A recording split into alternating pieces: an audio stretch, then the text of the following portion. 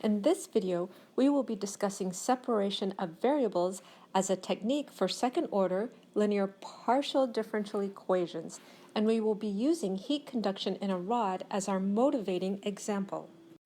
We will begin by introducing the heat conduction problem as an example of a diffusive process, which is an example of a phenomena modeled by a second-order linear partial differential equation. We will look at a straight bar of uniform cross-section and homogeneous material. We let the x-axis run along the length of the bar, and x will go from 0 to L. We also assume the sides of the bar are perfectly insulated so no heat passes through them, and also that the cross-section is sufficiently small so that the temperature could be considered a constant on any given cross-section. Therefore, we will have our function u of xt, which will represent the temperature at a point x along the x-axis and at time t.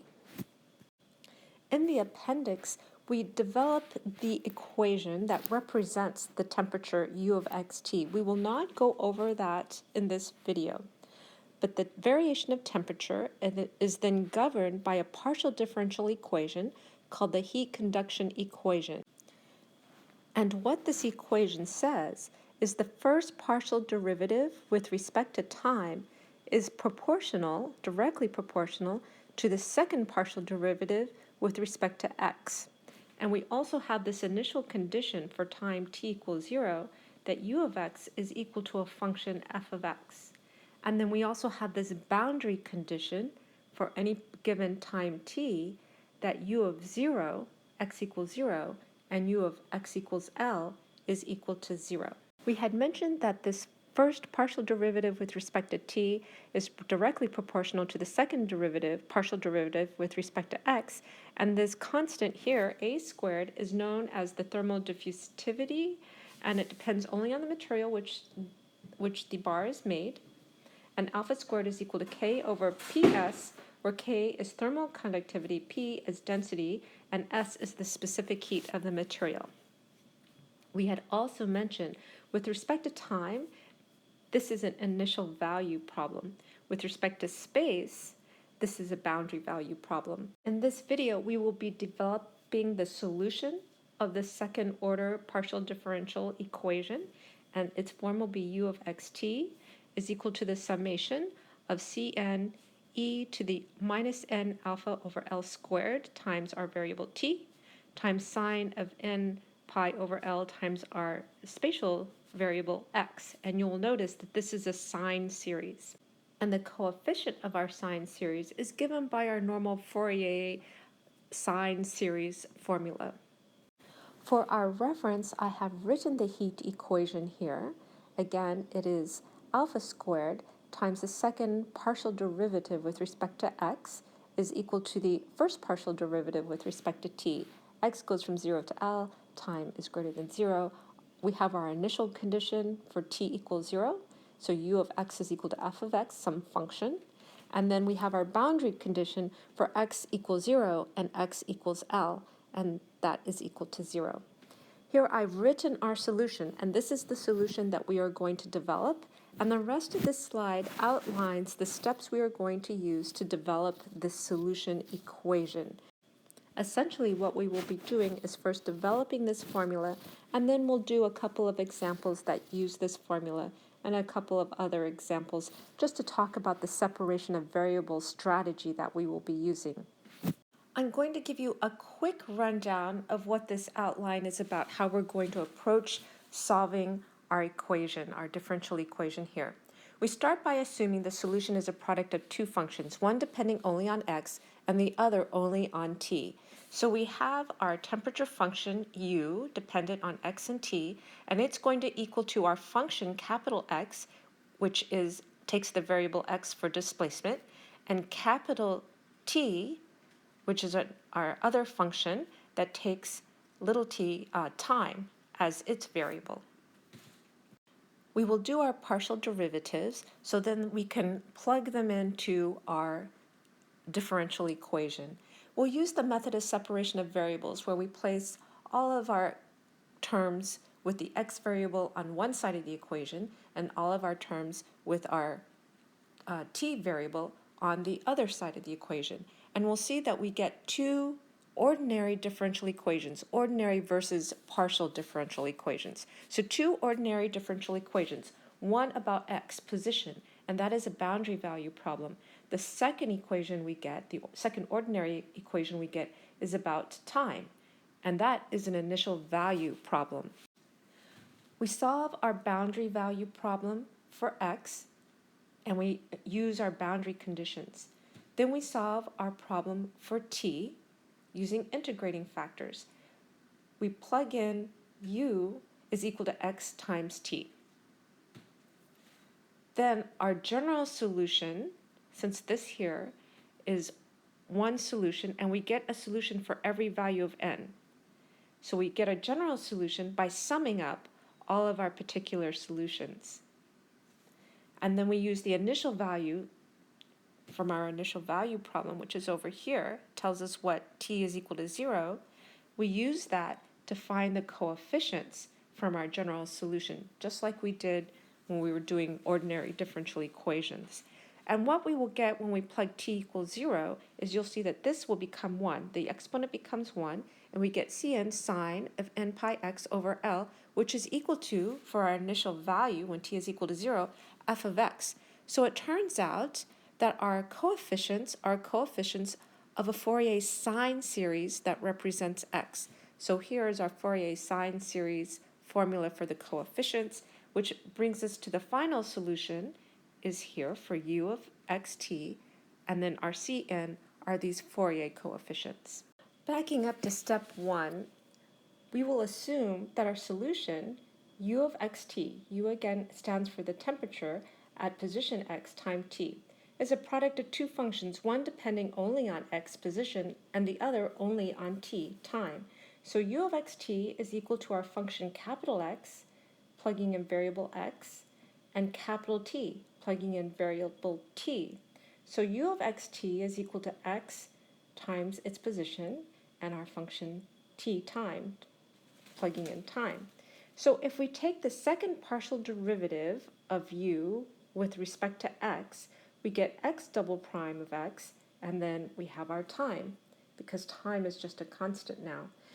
When we take our first partial derivative of u with respect to time, we get capital X, and this is just a constant, times t prime of t. Then plugging into our second order partial differential equation, we get a squared x double prime times t. That's this part here. And then plugging in u of t, we get x and t prime. And just dropping the x here because we understand that capital X, the function capital X, takes the variable x, the position, and the function capital T takes the variable t for time. We'll just drop the x and of t, and we'll rewrite that as a squared x double prime t is equal to x t prime.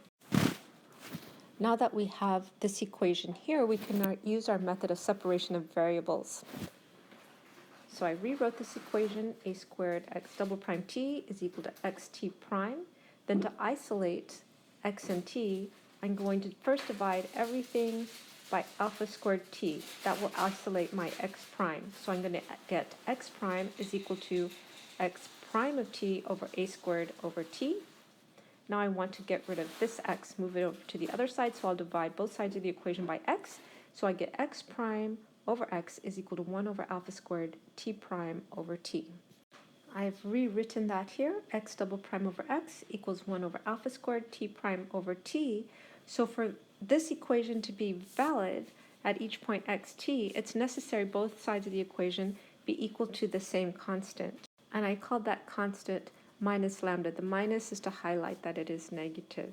So here I have this equal to constant. It can't be some other variable, because if one individual independent variable, let's say x, were kept fixed and the other were allowed to vary, the one side of the equation, in this case the left-hand side, would remain unchanged while the other one varied, and that would violate the equality. So therefore it must be, both sides of these equations must be equal to some constant. So what we get then is we have one equation, our x double prime over x is equal to lambda, negative lambda, and we also have 1 over alpha squared t prime over t is also equal to negative lambda. So that gives us 2 ordinary differential equations. For our reference, I have moved these 2 ordinary differential equations up here next to our original equation for u of xt. The first thing to notice is this is an eigenvalue problem subject to boundary value conditions. Remember, because we had these here where x equals 0 and x is equal to L, that we have u is equal to 0. Looking at the eigenvalue problem, we have x double prime plus lambda x equals 0. And remember, for eigenvalue problems, we let lambda equal to mu squared. And doing this substitution will allow us to kind of get rid of or avoid the radicals. So we have x double prime plus mu squared equals x. Our characteristic equation, our corresponding characteristic equation is r squared plus mu squared equals 0. Solving that, that gives us r is equal to plus or minus mu I. And then this solution will give us y is equal to c1 cosine of mu x plus c2 sine of mu x. Since we are solving this boundary value problem for x, we need to convert our boundaries here for u into boundaries for x. So I'll take my first boundary, u of 0t equals 0. I write that here. So now this says our x variable is equal to 0, or our position variable is 0, and that's equal to our time function t of t. Well, since our time is not equal to 0, then that, except, for all t, that must mean that x of 0 must equal to 0. So now we have this boundary for x of 0 is equal to 0. I do the same for this other boundary for u of lt is equal to 0. Plugging in L for x, our position, and since again time is not equal to 0 for all t, that means x of L must equal to 0. So now I have my 2 boundaries for this boundary value problem of x. And now we can plug that into our general equation, and we'll find that c1 is equal to 1, and we find that c2, well, if we don't want this just to be the trivial solution, that must mean that sine of mu L is equal to, if this whole thing equals 0, is equal to n pi. So what we get is mu is equal to n pi over L. That means our lambda, is this lambda? Yeah, lambda is equal to n pi over L squared. So our general solution here, c1 is equal to 0, so x, our function x, is equal to c2 times sine of n pi over Lx. We will keep our step number 3 and our results right here for our reference.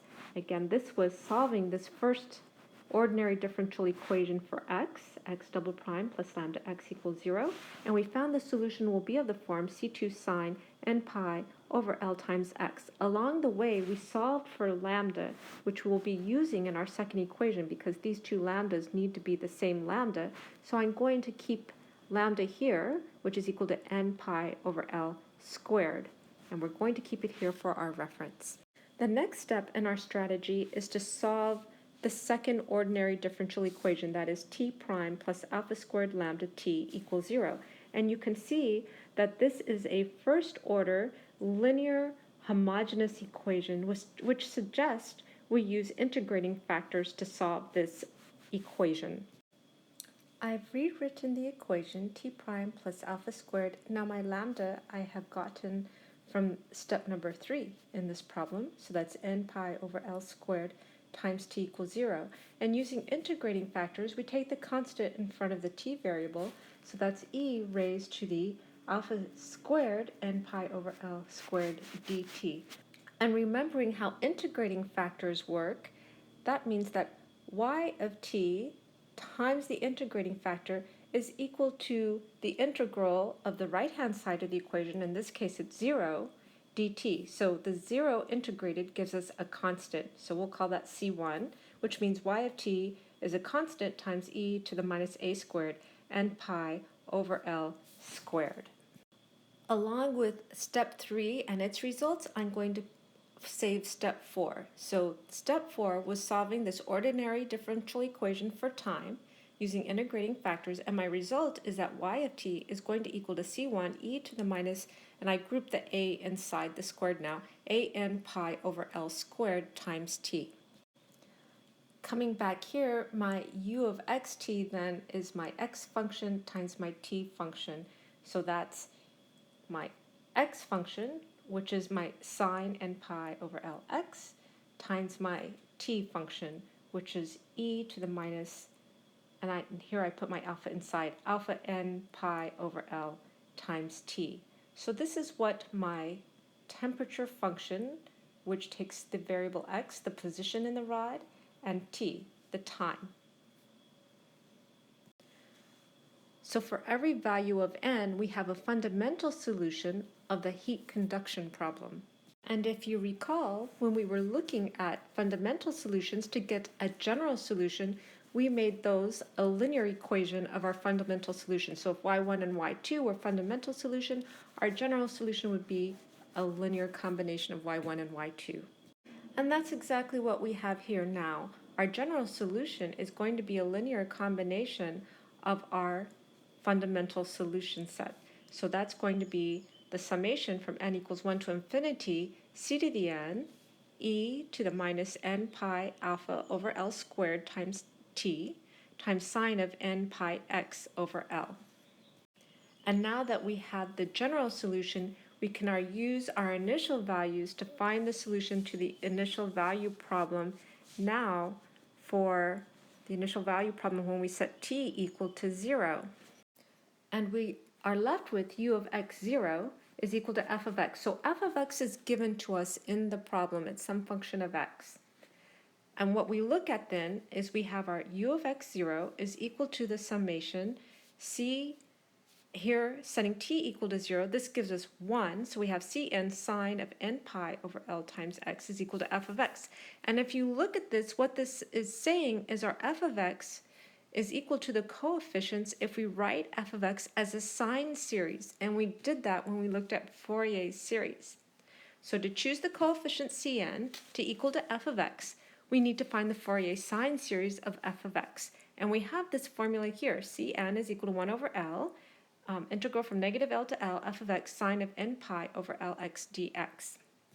And I should give a quick mention that we also have, if f of x is odd, then f of x, an odd times an odd, will give us an even function, so we can use this special formula here. And that was our last step to solving this problem. But there were a lot of steps. There's a lot going on. So before we do some examples, let's just kind of review what we've done. A bird's eye view of what we've done. We assume our temperature function, u of xt, is equal to a position function and a time function, each one independent of the other. So position only depends on x, and time only depends on t. We use the method of separation of variables, and we can do that because of our assumption that position only depends on x and temperature only depends on t, and we were able to separate all of our x variables on one side of the equation, all of our t variables on one side of the equation, and we found that they have to be equal to the same constant, which gives us then two ordinary differential equations. It's important to note that our ordinary differential equation for position x is a boundary value problem because we are given u of our u function is equal to 0 both when x is equal to 0 and x is equal to L. We convert that to these two boundaries for x. We also want to note our equation for time is an initial condition problem because we are also given the u of u at time t equals 0 is equal to a function f of x, which is given to us. We solve our equation for x and we use our boundary conditions. Next, we solve for our equation time. We don't get to use our initial conditions until we've come up with a general solution. Remember, even when we were doing first order linear differential equations in chapter 1 or 2, right, we didn't plug in the initial conditions until we got to a general solution. So first we solve for a solution and we found what the fundamental solutions look like. We found a general solution by making a linear combination of all our fundamental solutions, and then we can use the initial values to find the solution to the initial value problem. And it turns out our C of n, that's what we're trying to solve for, using t equals 0, this goes to 1, and our Cn then they just look just like, well, they actually are, they don't just look like, they actually are the coefficients of the sine series. And that's how we find our coefficient Cn. So one thing I'm just going to mention, usually you do your boundary value problem first, and then when you do the next problem with the initial condition, you have all these steps to kind of get to finally solving the initial value part of this equation. And now is a good time to do some examples. For our first example, I'm going to solve it two different ways. First, I'm going to go through all the detailed steps that we just kind of outlined, although sometimes it'll look a little redundant since when we outlined the method of how we got this solution, it's often done in terms of the general problem. So the second way I will show you is just plugging directly into this formula. Our first problem is to find the temperature function u of xt at any time in a metal rod 50 centimeters long insulated on the sides, which initially has a uniform temperature of 20 degrees centigrade throughout, and whose ends are maintained at 0 degrees Celsius for all t greater than 0. Looking here, my length of my rod, L, is equal to 50 centimeters.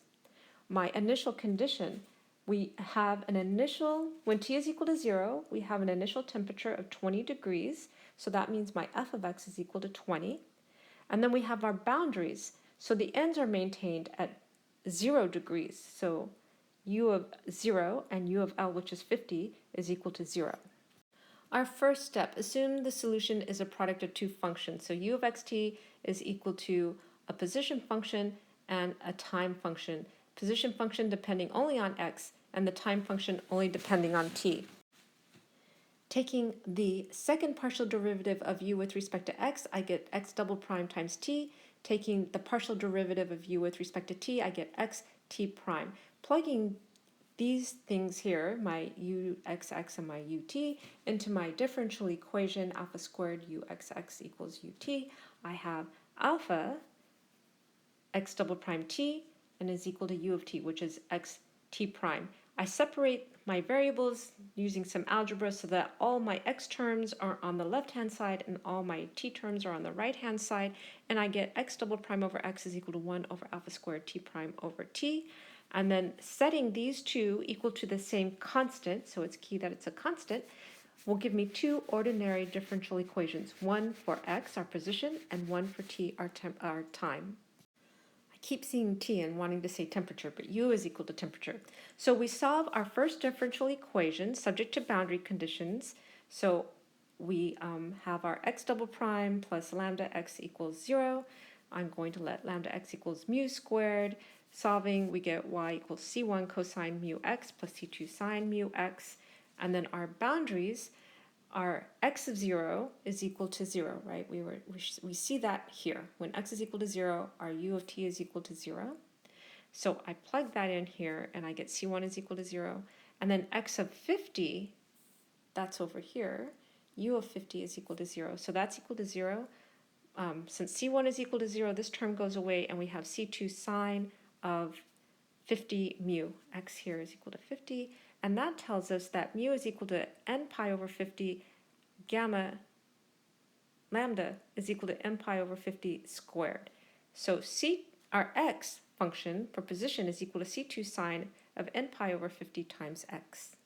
If this looks exactly like what we did when we were deriving the formula, except with lambda equals 50, well, it looks like that because that's exactly what we're doing. The same exact thing, except plugging in lambda equals 50. So I've written step 3 along with the results here, including gamma, because gamma is going to be the same gamma that we use here when we solve for time. So solving our differential equation for time, I have t prime plus alpha squared, plugging in my gamma squared times t equals 0. Here we're going to use an integrating factor because this is a first order linear differential equation, also homogeneous. So our mu of t is equal to the exponent of our coefficient in front of t, which is a squared times n pi over 50 squared dt. So this will give us From integrating factors, when we looked at that, that will tell us that y of t times our integrating factor is equal to the integral of what's on the right-hand side of the equation. When we integrate 0, we just get a constant, which means y of t is equal to c1 e to the minus a squared n pi over 50 squared times t. And here I've written step 4 along with its result. Y of t equals c1 e to the minus a n pi over 50 squared times t. To get u of xt, we simply multiply our position function x, which we have over here, times our time function, which we have over here. To give myself room, I got rid of almost everything except our final fundamental solution for u of nxt. This will mean our general solution is a linear combination of all our fundamental solutions, right? There's a fundamental solution for every value of n, so we sum from n equals 1 to infinity cn e to the minus n pi alpha over 50 squared times t sine of n pi 50 times x. Now that we have the general solution, we can finally use the initial value when t equals 0 in order to find our cn, our particular constants. And what we notice is that when we plug in t equals 0, this goes away, or it becomes 1. So what we're left with is that our u of x0 is equal to cn times sine, which is equal to f of x. So it's the sine series of f of x. I have my formula then for my sine series, the coefficients of my Fourier sine series.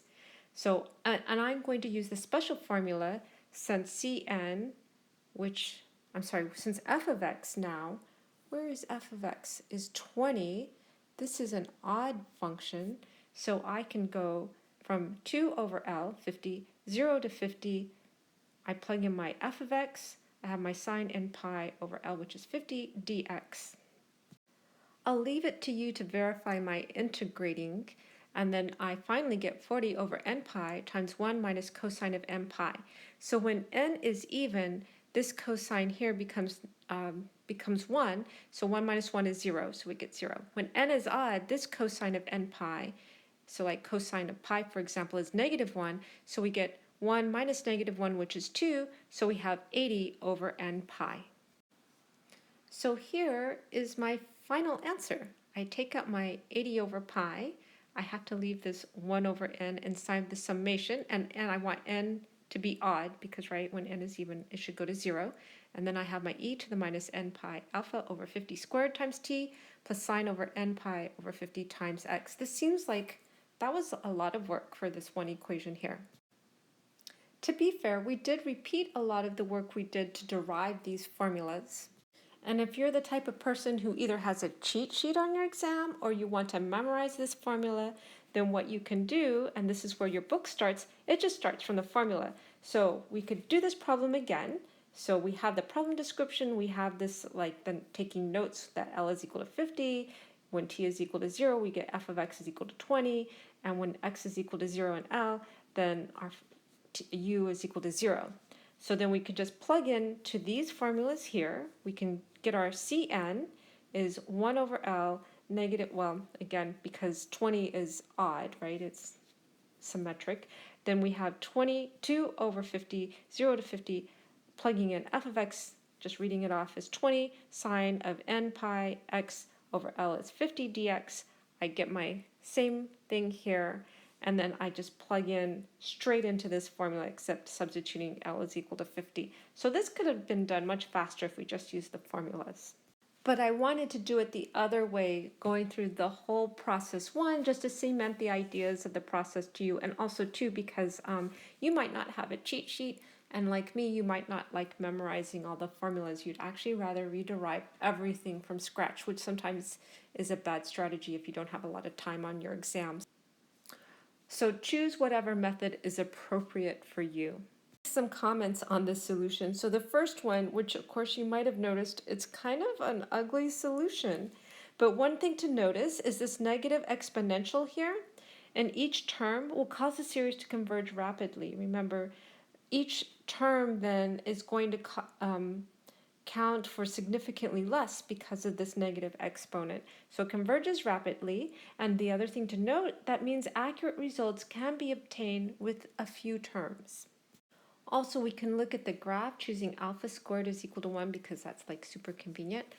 So, and alpha squared is equal to 1 is somewhere between copper and aluminum. We can plot X position versus temperature, and we get these graphs here. We can plot time versus temperature for X equals different values at different positions. And then we can do these isotherms. So if we plotted our temperature versus X and T and did this three-dimensional graph, which I didn't want to draw, so you'll have to, I guess, get some program, or you have to be better at drawing three-dimensionally than I am. But isotherms are like these curves. They're like the level curves you learned in vector calc. They're the level curves where temperature is constant. I have another example for you. Consider the heat conduction in a rod 40 centimeters in length, whose ends are maintained at 0 degrees. Find an expression for the temperature if the initial temperature is given by this function here. The second part is we're going to plot some curves, and then we're going to determine how long it takes for the entire rod to cool off to a temperature of no more than 1 degree Celsius. In addition to our initial condition, that is when T is equal to 0, our temperature is equal to X, just based on position, when X is between 0 and 20, and 40 minus X when X is between 20 and 40. And our alpha squared is given, and that is equal to 1. From the rest of our description, we get the rod length is equal to 40, that our boundary conditions when X is equal to 0 and 40 is equal to 0 for T is greater than 0. We are going to start here, which I have recopied these equations, just using our equations. I'm going to start by calculating Cn. Also looking at this, we have an odd function, so I can use the 2 over L and then just integrate from 0 to L. So I have 2 over 40, L is 40, then I'm going to integrate from 0 to 20 using f of x, and then sine of n pi over 40 x dx.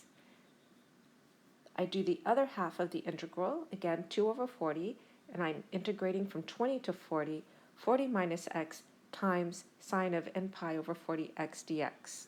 For both of these integrals, I'm going to use integration by parts. For the first integral, u is equal to x and u prime is equal to 1, this x here. For this integral here, u I'll take as 40 minus x, so u prime is equal to minus 1. And then for both, v prime I'll set equal to sine of n pi over 40 times x. So v is equal to negative 40 over n pi, cosine of n pi 40 over x. And here's my integration by parts formula. And you can check my integration steps. This here corresponds to the two parts of my first integral. The second line corresponds to the two parts of my second integral. I end up with 160 over n squared pi squared sine of n pi over 2.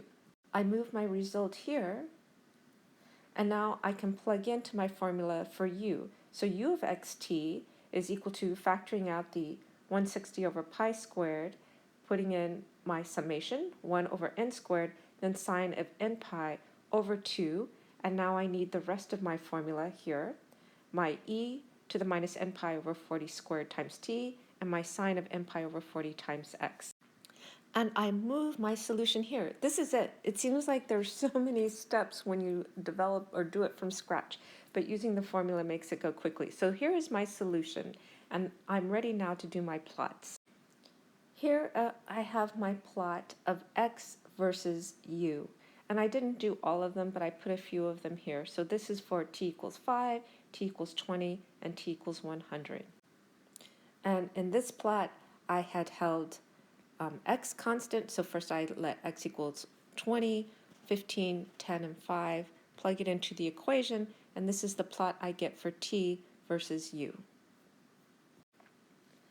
To find how long it takes for the entire rod to cool off to a temperature of no more than 1 degree Celsius, I look at my highest graph here that I did is for x equals 20.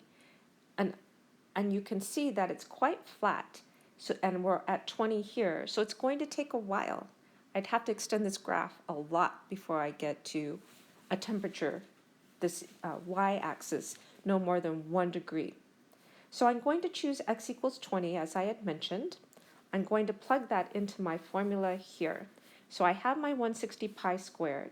I have my 1 over n squared. I have my sine n pi over 2. I have my e to the minus n pi 40 squared times t.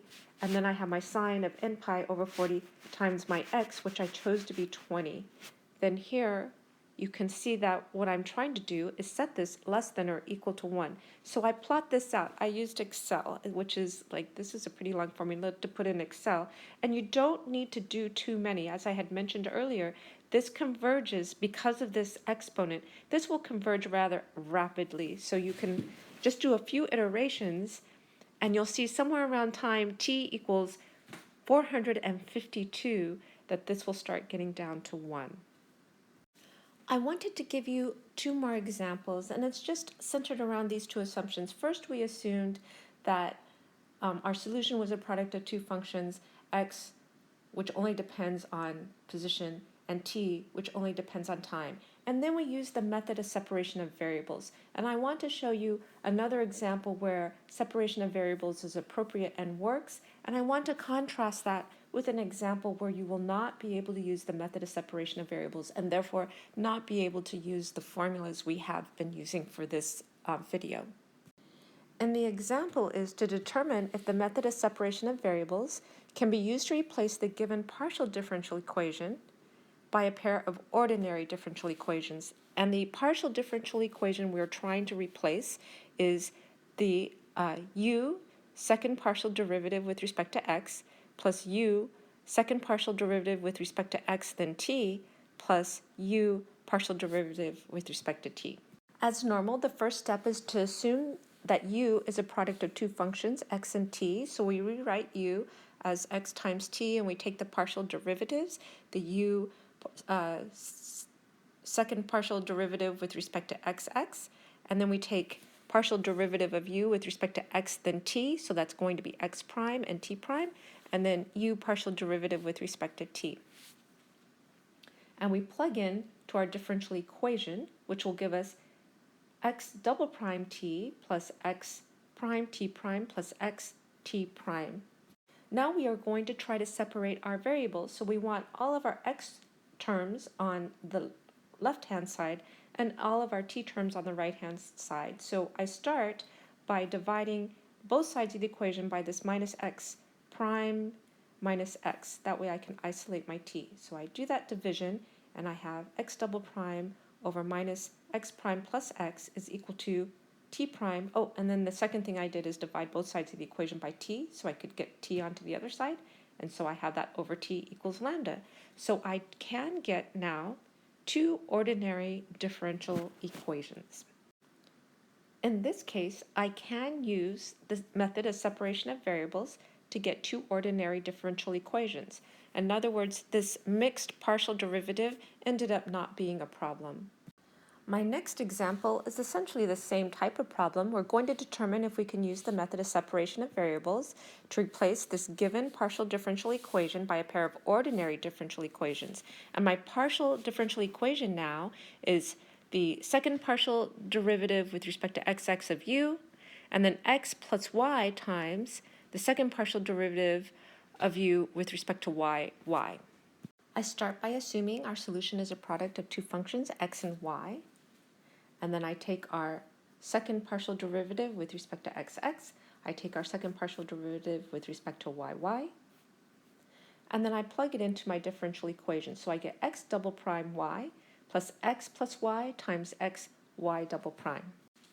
But you will see when I attempt to group all of my x terms on one side of the equation and all of my y terms on the other side of the equation, I can't do it since the coefficient of the y double prime over y has a factor of x, which cannot be separated, which means this problem cannot be solved using the method of separation of variables. And I know this video was very long, but I felt like it was important to cover everything. And so, to review what we covered is we looked at the heat conduction process, which is an example of the diffusive process, which is an example of different physical phenomena modeled by a second-order linear partial differential equation. And the problem in particular, we looked at a straight bar of uniform cross-section, homogeneous material. We let it lie along the x-axis, or the x-axis is chosen to lie along the length of the bar. And one end we designate x equals 0, position equals 0. And at the other end, the length of the bar, we say that's x equals L. We assume the sides of the bar are perfectly insulated, so no heat is lost through them. And we also assume the cross-sectional dimensions are small enough that the temperature U is consistent. It's constant throughout the cross-section. We did not develop this formula, but development of this formula is in the appendix of your book, and that is the variation of temperature in the bar is governed by this partial differential equation called the heat conduction equation. It has the form a squared u second partial derivative with respect to x, and then x is equal to u partial derivative with respect to t for t greater than 0. And we also have an initial condition for t equals 0 that our temperature is equal to f of x. And then we also have the boundary conditions for x equals 0 and x equals L that our temperature is equal to 0. We talked about a squared is a constant, and it is made up of K, thermal conductivity, rho is the density, and S is the specific heat of the material. And with respect to time, over here, we have an initial condition. So it's an initial condition problem, initial value problem. With respect to space, x equals 0, we have a value given for x equals 0 and x equals L. So with respect to x, with respect to space, this is a boundary value problem. And we found that the solution to the equation is of this form, Cn e to the minus n pi alpha over L squared t sine of n pi L over x, where the Cn are simply the Fourier sine coefficients. Next, we developed that formula for the solution. So we were looking at the heat equation, which is a second order partial differential equation in x position and t time. So U of xt, so U standing for temperature of xt, x position, t time, is a summation. The solution is going to be a summation of Cn, the constants given here, times e to the minus n pi alpha over L squared times our variable t, time, times sine n pi over L times our variable x, position. Our constants are given by our Fourier sine series formula, where f of x is given by one of our initial conditions when t is equal to 0. And what we did, the first step is we assumed our solution for u of xt is a product of two functions, one depending only on x and the other function depending only on time. And this assumption has far-reaching and perhaps unforeseen consequences, but one of them is that we end up with these two ordinary differential equations. So we have our u of xt is equal to a function of position and a function of time.